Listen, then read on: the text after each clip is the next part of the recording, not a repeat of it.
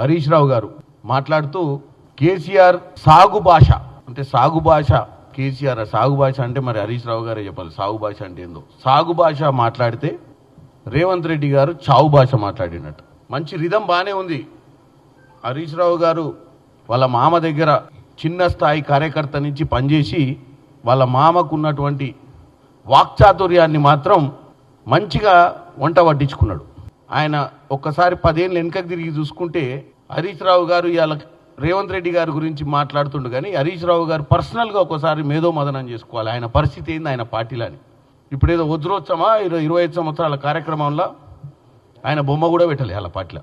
నిన్న కార్యక్రమం తీసుకుంటే రాష్ట్ర వ్యాప్తంగా జరిగిన కార్యక్రమంలో ఓన్లీ సిద్దిపేట మెదక్ జిల్లాలో ఎక్కడైనా ఆయన బొమ్మలు పెట్టిరేమో లోకల్ లీడర్ కింద, కానీ రాష్ట్రంలో ఆయన అనుకున్నట్టుగా వాళ్ళ మామకు వారసుడు అనుకుంటుండో, వాళ్ళ మామకు ఈయననే ముఖ్యం అనుకుంటుండో, నేనే ఉద్యమాలలో కీలకంగా ఉన్నా, నేనే రేపు రానున్న తరానికి బీఆర్ఎస్ పార్టీకి నేనే నాయకున్నని ఏమన్నా పగటి కళలకు అంటుండో నాకు తెలియదు. కానీ నిన్న జరిగినటువంటి పోస్టర్ లాంచింగ్ కార్యక్రమాలల్లో రాష్ట్ర వ్యాప్తంగా కూడా హరీష్ రావు గారి బొమ్మ లేదు అంటే అర్థమైంది.